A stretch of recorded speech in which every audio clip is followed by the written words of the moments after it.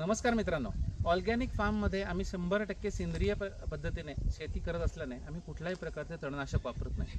पण आमच्याकडे येणारे शेतकरी कायम आम्हाला विचारत असतो की हे तणनाशक चालतं का, ते तणनाशक चालतं का, किंवा तण नियंत्रण तुम्ही कसं करता. त्याचं उत्तर द्यायला आम्ही म्हणतो आम्ही कायम ब्रश कटरनी तण कापतो. पण तण कापून टाकलं की ब्रश कटरने कापलेलं तण आत्ताच्या दिवसामध्ये पावसाळ्यामध्ये परत उगवून येतं. ते थांबवण्यासाठी आज आम्ही एक वेगळीच पद्धत इथे घेऊन आलो आहे, जी तुम्हाला याचा वापर कसा झाला आहे इथे दाखवतो. तर आपल्याकडे चायनीजमध्ये जे व्हिनेगर टाकलं जातं, व्हिनेगर हे जसं आपल्याकडे वाईन बनते तसं व्हिनेगर नॅचरली बनवू शकतं.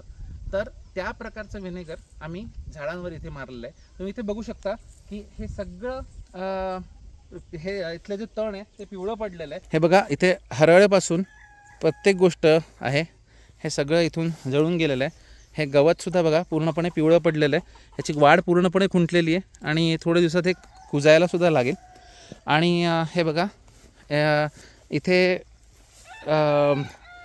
आघाडा पण आहे, इतर गोष्टी पण आहेत, त्याही जळलेल्या आहेत. हे बघा, इथे बघू शकता तुम्ही, हे एक रानतुळशीसारखं जे आहे ते तण इथे जळून पडलेलं आहे.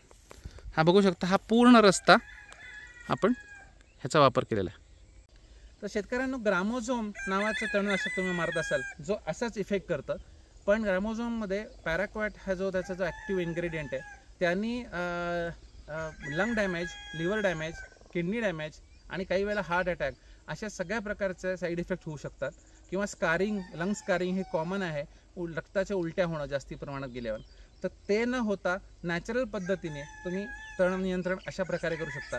याच्यासाठी तुम्हाला नॅचरल व्हिनेगर न घेता, म्हणजे ते खूप महाग पडतं, यासाठी तुम्हाला बाजारात मिळतं ते ॲसिटिक ॲसिड ह्या नावाचं ॲसिड विकत घ्यायला लागणार आहे. आणि या ॲसिटिक ॲसिडला तुम्ही म्हणजे साधारण 3 लिटर ॲसिटिक ॲसिड आणि 17 लिटर पाणी असं घेतलं तर तुम्हाला एक व्हिनेगरहून थोडंसं स्ट्रॉंग, म्हणजे 15% ॲसिटिक ॲसिड असलेलं एक लिक्विड मिळेल, जे तुम्ही इथे स्प्रे करू शकता, ज्याने तुम्ही कम्प्लिटली तण कंट्रोलमध्ये करू शकता. आणि आम्हाला रिझल्ट कळवा.